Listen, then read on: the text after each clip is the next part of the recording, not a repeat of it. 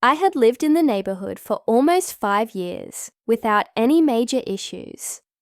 Sure, there were the occasional disagreements about trash cans, left out too long, or lawns that didn't look quite perfect. But for the most part, I had managed to keep to myself. My house was comfortable, my yard well kept, and my dog Max, an energetic golden retriever, was my pride and joy. Max was friendly, well-trained, and the kind of dog that every kid on the block loved to pet when they passed by on their way to school. That's why it came as a complete shock when I opened my mailbox one morning to find an official-looking envelope from the Homeowners Association. Inside was a neatly typed letter with the HOA's letterhead at the top. At first glance, I thought it might be the usual quarterly newsletter or some notice about community pool hours. But as I read the first few lines, my heart sank. The letter accused me of violating noise ordinances within the community. According to the HOA, multiple complaints had been filed against me, all claiming that my dog was consistently and excessively noisy, disturbing the peace of nearby residents. The letter warned me that unless I resolved the issue, I would face escalating fines, starting at $250 and doubling with each additional violation. If the problem continued, I could even face legal action or the possibility of losing access to community amenities. I felt my blood boil. Max wasn't a noisy dog. Sure, he barked every once in a while when the mail carrier approached, or when a squirrel ran across the fence. But he wasn't the type to bark for hours on end. I had specifically trained him from the time he was a puppy to stop barking when told. Anyone who had spent even a day near my house knew that. Still, the letter was official, and it wasn't just a warning, it was a threat. The HOA had a reputation for being ruthless when it came to enforcing rules, and they often played favorites. I had seen other neighbors get fined over the most ridiculous things. One guy had been fined $100 for painting his front door a shade of blue that was too bright, while another family had been forced to replant their entire front lawn because the HOA decided their grass wasn't uniform enough. As I folded the letter back up and placed it on my kitchen counter, I realized I couldn't just ignore it. If I didn't fight this accusation, it would spiral into a nightmare of fines, threats, and stress. But the question was, how could I prove Max wasn't the problem? The answer, I realized, lay in evidence. If the HOA claimed Max was too noisy, then I needed to prove otherwise. I needed cold, hard proof that these so-called complaints were nothing but lies. The first step was to figure out who was behind it. The letter didn't name names, of course. It just referred to multiple complaints. But I had a pretty good idea of where the accusations might be coming from. My next-door neighbor, a woman named Diane, had made her dislike of Max abundantly clear from the very beginning. She was the type of person who nitpicked everything, from the placement of my garbage bins to the way I trimmed my hedges. She was also an active member of the HOA board, which gave her plenty of influence. Diane had once made a snide remark about Max, barking at all hours of the night, even though I knew for a fact that he slept inside with me every single evening. I had brushed it off at the time, but now, with this letter in hand, her words came rushing back. Was she behind the complaints? Was she trying to use her position in the HOA to push me around? The more I thought about it, the angrier I became. If Diane was truly the one filing these complaints, then she was trying to use the system to harass me, and I wasn't about to let her get away with it. That evening, as Max curled up at my feet while I watched TV, I started planning. I needed to gather evidence that proved he wasn't noisy. I considered simply asking my other neighbors to vouch for me, but I knew their word wouldn't carry much weight with the HOA. What I needed was undeniable, objective proof, something they couldn't twist or dismiss. That's when the idea hit me. If they claimed Max was barking all the time, then I would record the truth. I went online and ordered a set of security cameras with built-in microphones. They weren't cheap, but I considered it an investment in peace of mind and a weapon against the HOA's false claims. Over the next week, I installed the cameras around my property, making sure every angle was covered. One faced the backyard, where Max spent most of his time during the day. Another was positioned near the front, capturing the porch and street. A third was placed inside near the back door, where Max often lounged when I was working. The system was set up to record continuously, with audio included. As the days passed, I kept a close eye on the footage, and as I suspected, Max hardly barked at all. He might let out a single bark if the mail carrier dropped something off, but then he would quickly quiet down. Most of the time, he was either napping, chewing on a toy, or calmly watching the world go by. After a week, I had hours of footage showing that Max was not, in fact, the noisy menace the HOA claimed. But just as I was beginning to feel confident, another letter arrived in my mailbox. This one was more aggressive. It claimed that I had ignored their initial warning and that additional complaints had been filed.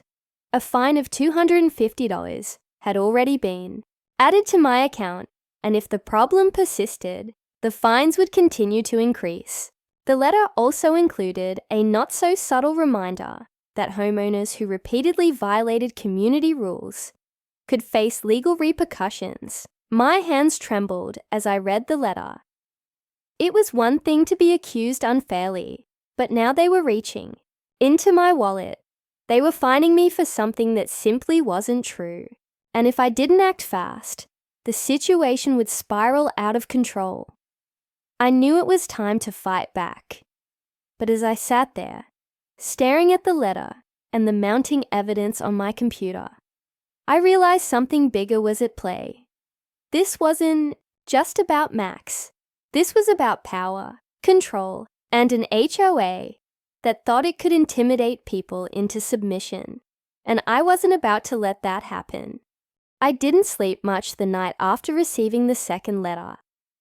Every time I closed my eyes, I saw the HOA's bold warnings stamped across the page. The words replayed in my head: fines, violations, legal repercussions. It wasn't just insulting anymore. It was threatening. I had always paid my dues on time, followed the rules, and contributed to the neighborhood without causing issues. Yet here I was, being painted as the villain because of a supposed noisy dog. By morning, my frustration had hardened into determination. I had the recordings, hours of clear, indisputable footage, showing that Max wasn't a problem. If the HOA wanted to play games, I was ready to show them that this time, they had picked the wrong homeowner. I compiled a folder of clips, carefully selected from different times of the day and night. Each one showed Max either sitting quietly in the yard, lying on the porch, or sleeping soundly in the living room. The audio was crystal clear: birds chirping, cars passing, wind rustling through trees, but no endless barking, no disruptive noise, just a calm dog living a normal life. Armed with the evidence, I sent an email to the HOA board. I included the videos as attachments and wrote a detailed explanation of why the claims were false. I was polite but firm.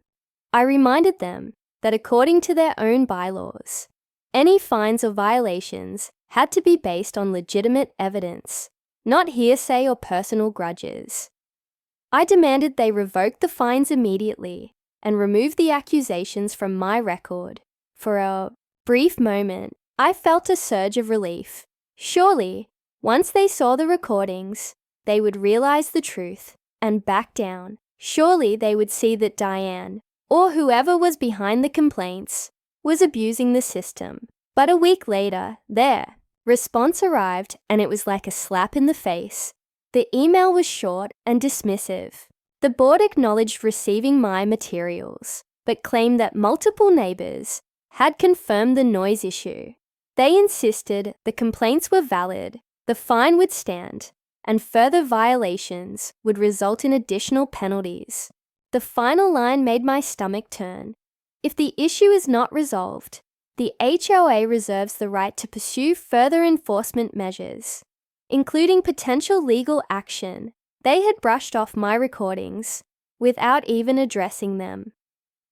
I sat at my desk, staring at the screen, my anger boiling. It was clear now. They weren't interested in the truth. They weren't interested in fairness. They had already decided I was guilty, and nothing I sent them would matter. And then it hit me. Of course, Diane was on the board. She was one of us, the people reviewing my evidence. If she was the one filing the complaints in the first place, then she would never admit she was wrong.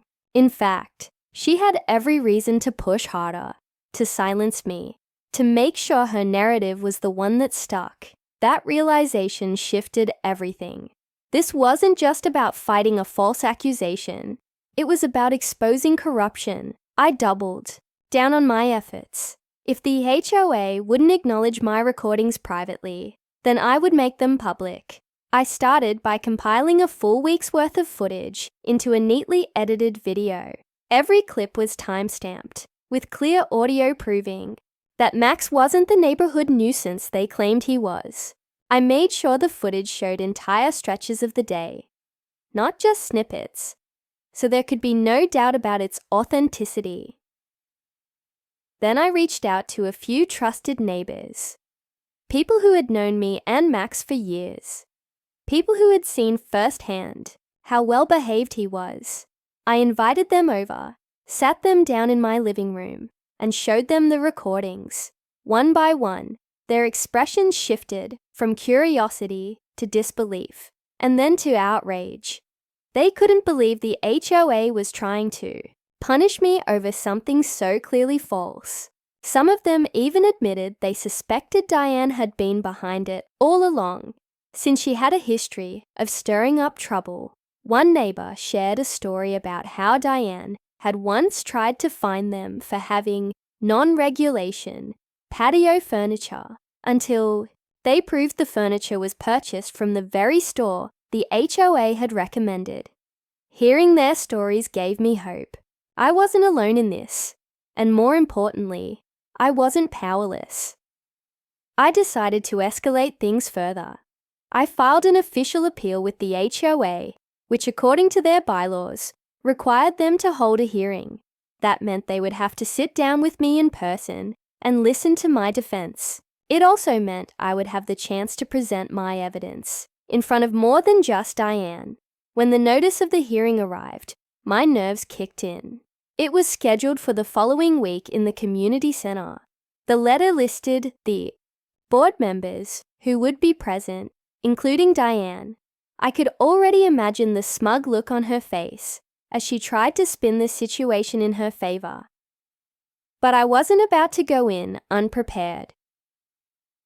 In the days leading up to the hearing, I created a full presentation. I printed out transcripts of the recordings, complete with timestamps.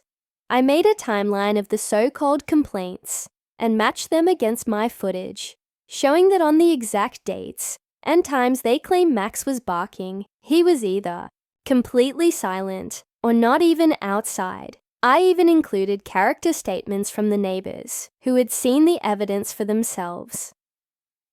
By the time the day of the hearing arrived, I felt ready, nervous, yes, but ready. Walking into the community center, I carried a thick binder of documents under my arm and a USB drive with the recordings in my pocket. The board sat at a long table at the front of the room, papers spread out before them. Diane was in the center seat, her arms folded, her expression unreadable. A few other residents sat in folding chairs along the side, watching quietly. As I took my seat, I could feel the tension in the room. The board members shuffled their papers, cleared their throats, and prepared to begin.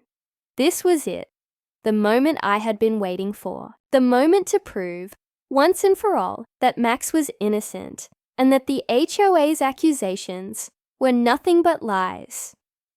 But what I didn't know, as I sat there ready to present my case, was that this hearing would be just the beginning, because the HOA and Diane weren't about to let me win without a fight.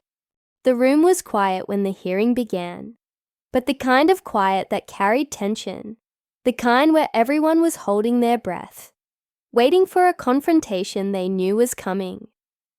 I sat at a small table across from the HOA board, my binder of evidence neatly stacked in front of me. Max wasn't there, of course, but in my mind, he was sitting loyally by my side, calm and steady, a reminder of what this fight was really about.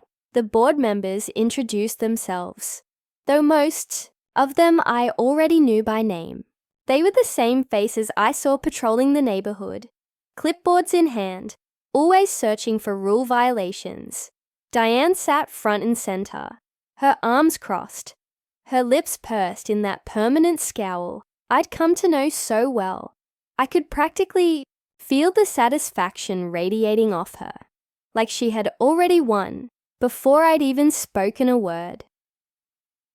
The chair of the board, a man named Richard, cleared his throat and began.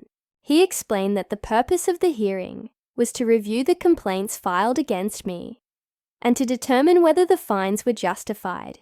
His tone was formal, detached, almost robotic.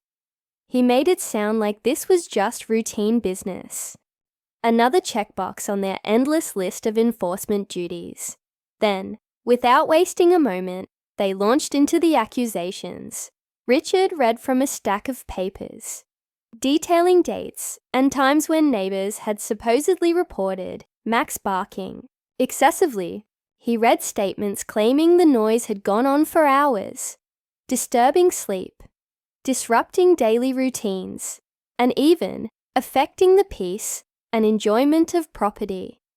Each complaint sounded worse than the last, painting a picture of Max as some uncontrollable menace, terrorizing the neighborhood day and night. I sat there, stunned at the exaggerations. Hours of barking, sleep disruption. It was laughable, if it weren't so serious. When Richard finished, Diane leaned forward. Her voice was sharp, dripping with faux concern. She said the board had received an overwhelming number of complaints about my dog and that something needed to be done before the situation got out of hand.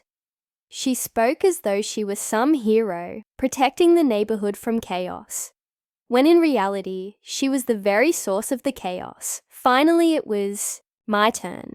I stood, opened my binder, and began to present my case.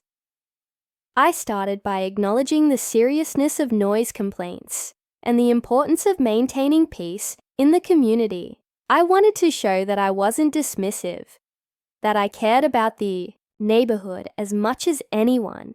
Then I moved on to the evidence. I presented the transcripts first, laying them out neatly for the board to see. Each page was organized by date and time, matched against the complaint logs. Here, I explained, pointing to one of the entries, is the exact date and time of a reported incident. And here, I flipped to the transcript, is the audio recording from that same time frame. As you can see, the recording shows no excessive barking. In fact, Max doesn't make a sound for the entire duration. Then I plugged in the USB drive and played a few clips for the room. The sound of wind, distant cars, the occasional bird. Chirping filled the speakers. Silence otherwise. No barking, no noise. Nothing that matched the horror story Diane and her allies were trying to paint. The residents sitting along the wall shifted uncomfortably. I could see it in their faces. They knew the evidence was clear. They knew I was right. But the board, they weren't so quick to admit it. When the clips ended, Diane leaned back in her chair, smirking. "While we appreciate your efforts," she said coldly, "it's possible your recordings don't capture every incident. Just because your dog is quiet at certain times doesn't mean he isn't noisy at others. We have multiple witnesses who have confirmed these disturbances, and their word carries significant weight." I couldn't believe what I was hearing. They were dismissing hard evidence in favor of vague witnesses. Witnesses who, I strongly suspected, were just Diane and maybe one or two of her friends on the board. I pushed back, pointing out that my recordings were continuous, running 24/7, not selective clips. I explained how the system worked, how it automatically captured both video and audio, and how I had entire days' worth of footage, proving Max wasn't the problem. But every point I made, they countered with excuses. Richard chimed in, saying that while my efforts were commendable, the board had to consider the larger picture. Another member added that complaints had been consistent over time, implying that sheer repetition of accusations made them more credible than evidence. It was maddening. As the hearing dragged on, I realized what was happening. This wasn't a fair review. This wasn't about truth or evidence. This was a performance, a show to make it look like they were listening, while in reality, the decision had already been made. By the time they wrapped up, I could feel the outcome before they even announced it. The chair thanked me for presenting my case, said the board would deliberate, and promised I'd receive their decision in writing. The whole thing felt rehearsed, as if the script had been written before I even walked through the door. Gathered my things and left the community center, my binder feeling heavier than when I brought it in. As I walked back to my car, I caught Diane's smirk again. That look of smug satisfaction that told me everything I needed to know. She thought she had won. 2 days later, the decision arrived in my mailbox. It was worse than I expected. Not only did the board uphold the fine, but they also added a warning. If the noise issues continued, further fines would be imposed, and the case could be escalated to legal authorities. They were doubling down, refusing to acknowledge the recordings, refusing to admit they might be wrong. Reading that letter, I felt a mix of anger and dread. They weren't going to stop. This wasn't just about money anymore. It was about power. Diane and the board were determined to make an example out of me, to show the neighborhood what happened if you dared to push back. But what they didn't realize was that their arrogance had only fueled my resolve. If they wanted a fight, I was ready to give them one. The recordings were just the beginning. Now it was time to take this battle beyond the HOA. If they wouldn't listen to evidence in their own hearing, then I would find someone who would. And that's when I started researching legal options. The decision letter from the board sat on my kitchen table like a taunt. They had rejected my recordings, ignored my evidence, and doubled down on the fines. Every line of that letter screamed arrogance. To them, I was just another homeowner. They could bully into submission, another easy target for their endless cycle of fines and threats.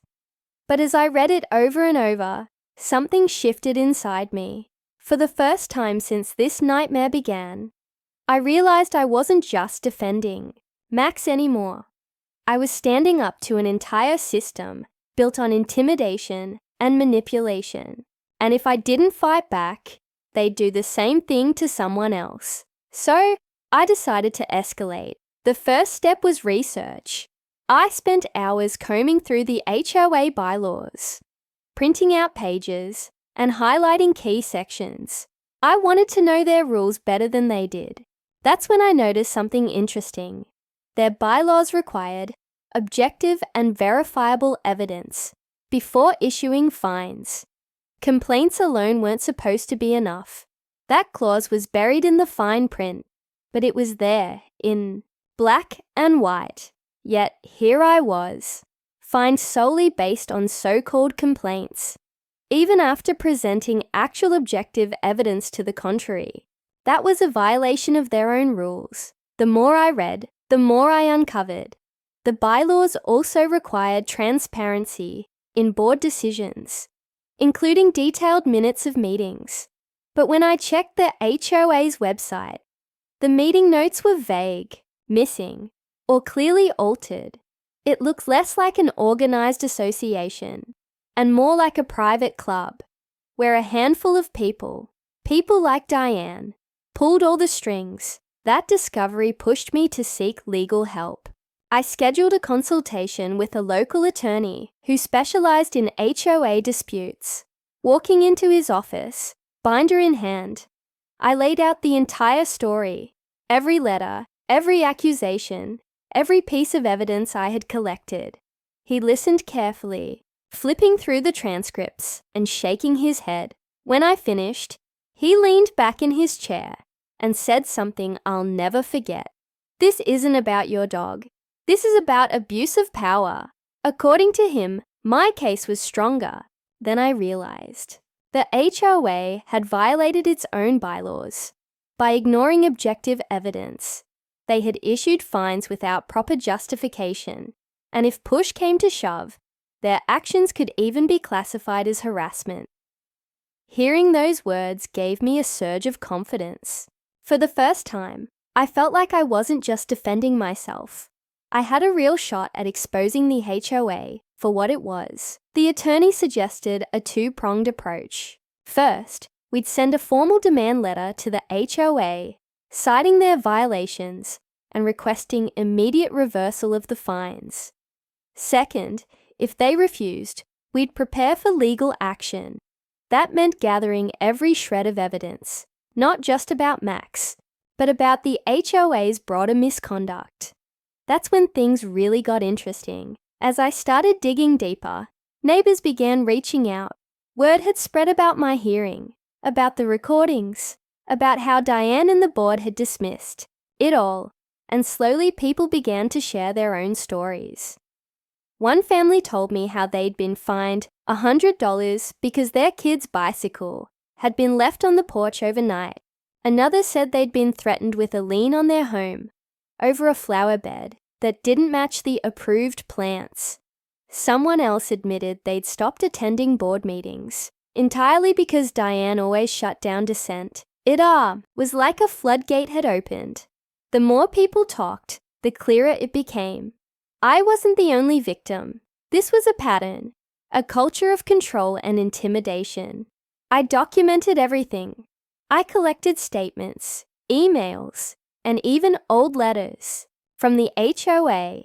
The stories painted a damning picture of a board that operated less like a community organization and more like a dictatorship.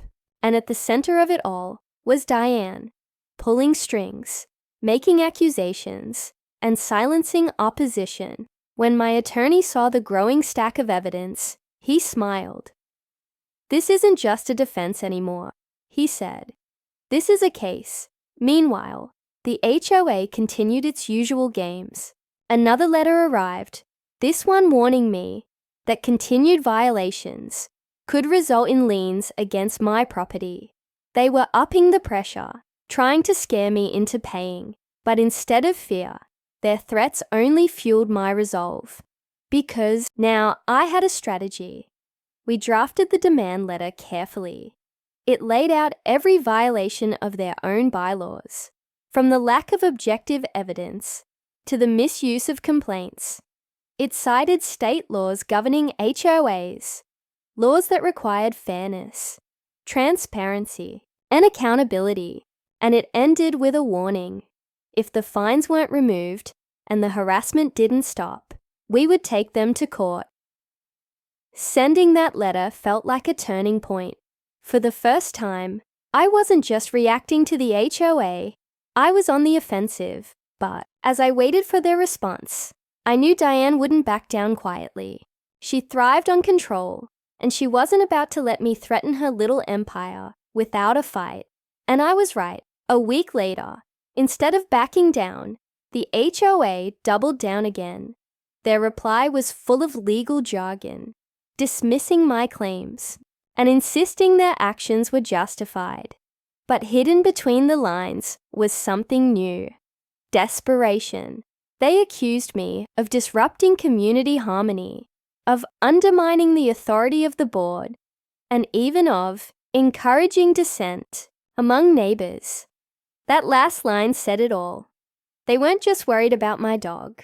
They were worried that I was pulling back the curtain, exposing their power for what it really was. And that's when I realized I wasn't just fighting for Max anymore. I was fighting for the entire neighborhood. The next step was clear. If Diane and the board wanted a battle, then a battle they would get. And this time, I wasn't fighting alone, because now I had allies. When the HOA's reply arrived, full of legal posturing and empty threats, I expected to feel defeated. Instead, I felt something else: fire. They weren't backing down, but their words betrayed fear. They weren't just worried about my dog. They were worried about losing their grip on the community. And that was when I realized I had something they couldn't control: the truth. The stories from my neighbors kept coming in, each one more outrageous than the last. Fines for minor infractions, threats of liens, petty enforcement of rules that seemed to change on a whim. It was like the HOA had turned into a machine designed to squeeze money and power out of the residents, rather than serving them. People had been quiet for so long, afraid to speak out. But my fight with Diane and the noisy dog nonsense had given them a spark.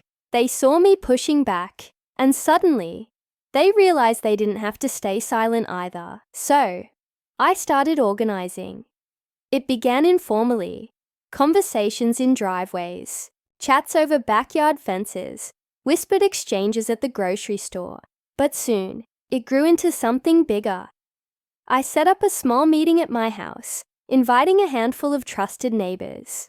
To my surprise, more than a dozen people showed up, cramming into my living room with folding chairs and notepads. The energy in the room was electric. People were tired, frustrated, and ready for change. They shared their stories one by one, each tale adding fuel to the fire. By the end of the night, it wasn't just about me or Max. It was about all of us. We decided then and there, it was time to stand together. I compiled a master document of every complaint, fine, and threat the HOA had issued in recent years. I paired it with testimony from residents and copies of letters people had saved. The pattern was undeniable. The board, led by Diane, had been abusing its authority for years. The more evidence we gathered, the clearer it became that this wasn't just mismanagement, it was corruption. Meanwhile, my attorney prepared for the possibility of court. He was impressed by how many neighbors were willing to go on record. That kind of collective voice carried weight. And if it came to legal proceedings, the HOA wouldn't just be facing me. They'd be facing an entire community. But before we got that far, something unexpected happened. Word of our little gathering spread. More and more neighbors started showing interest. People who had once been too afraid to speak out began approaching me, asking what they could do to help.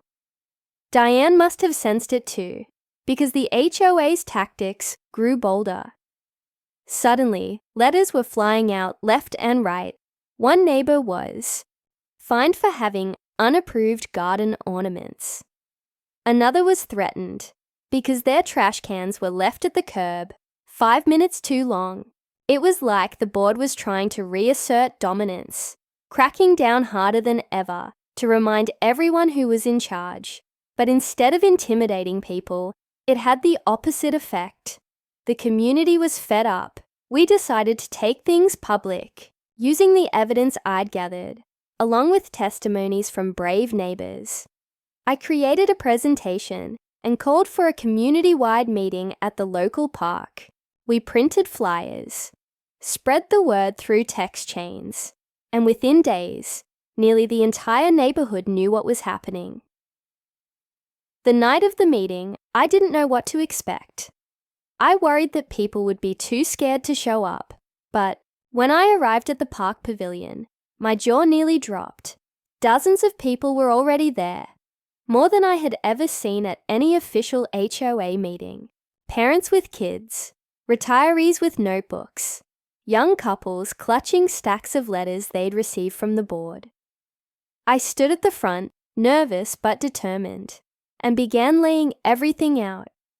I showed them the recordings of Max, proving that the original complaint was false. I explained how the HOA ignored its own bylaws, how fines were issued without real evidence, and how Diane seemed to be at the center of it all. Then I opened the floor to neighbors, and one by one, they shared their own experiences. The anger in the crowd was palpable. People were shocked, but also relieved. For the first time, they realized they weren't alone. By the end of the night, we had formed something new, a coalition. We called ourselves Neighbors for Fairness. It wasn't official, but it was powerful. We drafted a petition demanding that the HOA roll back unjust fines, operate transparently, and hold new board elections. Within days, the petition had signatures from nearly every household in the community. Of course, Diane wasn't going to take this lying down. Almost immediately, another letter arrived in my mailbox. This one accused me of inciting unrest and violating community unity. It was laughable, really. A desperate attempt to paint me as the villain for simply telling the truth. But this time, the letter didn't scare me. If anything, it proved we were making progress. Because now, it wasn't just me against Diane. It was the neighborhood against her entire broken system. And as my attorney pointed out, the bigger this got, the more dangerous it became for the HOA. If they kept pushing, they wouldn't just be facing angry residents. They could face legal consequences, investigations, even lawsuits that could dismantle their power completely. For the first time since this nightmare began, I felt hope. The tide was turning, but I also knew Diane wouldn't go down without a fight. She had ruled the HOA for years, and people like her didn't surrender easily. She would scheme, manipulate, and push back with everything she had. What none of us realized, though, was that the final battle was closer than we thought, because soon, the fight wouldn't just be about fines, or bylaws, or even my dog. It would explode into a full-blown showdown that would decide the future of the entire neighborhood. The weeks after our neighborhood meeting felt like the calm before a storm. On the surface, life went on as usual. Kids rode bikes down the sidewalks. Sprinklers ticked across lawns.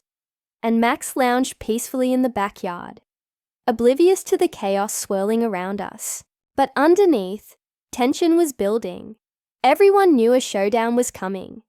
The petition we had circulated wasn't just a piece of paper anymore. It was a weapon, with nearly every household signed on. It demanded new elections, transparency, and an immediate end to arbitrary fines. According to the bylaws, the board was required to call a special meeting if a majority of residents requested it. And with our signatures, we had that majority. We delivered the petition to the HOA office, hand-delivered by a group of neighbors. Diane's face when she accepted it was priceless.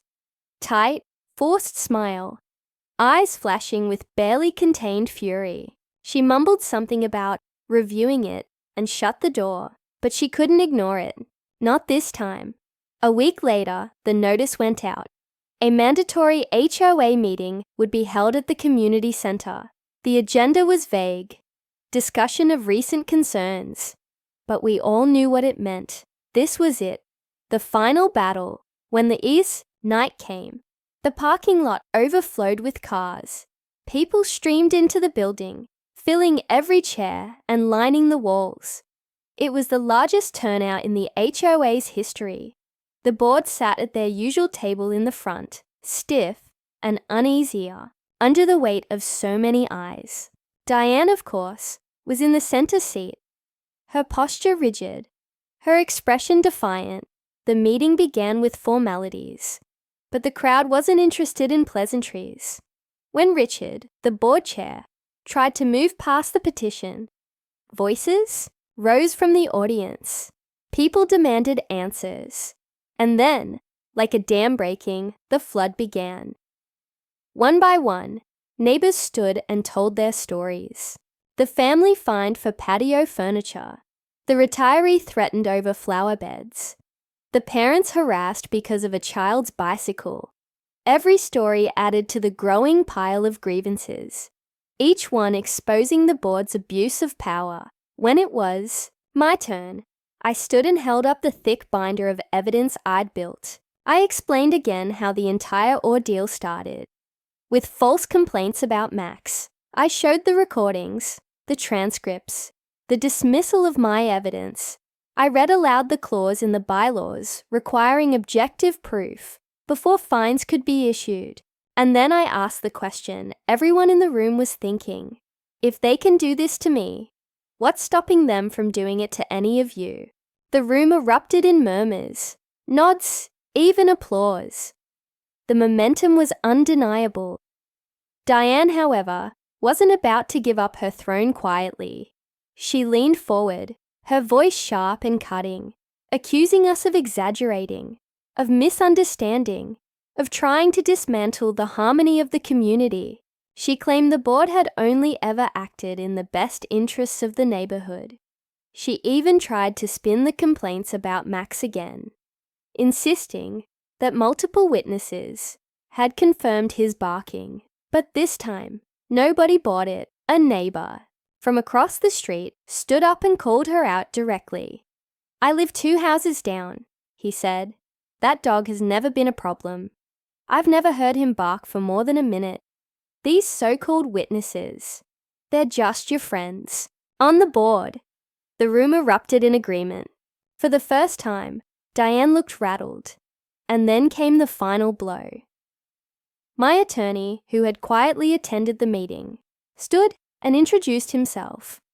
Calm, professional, and authoritative, he explained in clear terms how the board had violated not only its own bylaws, but also state laws governing HOAs.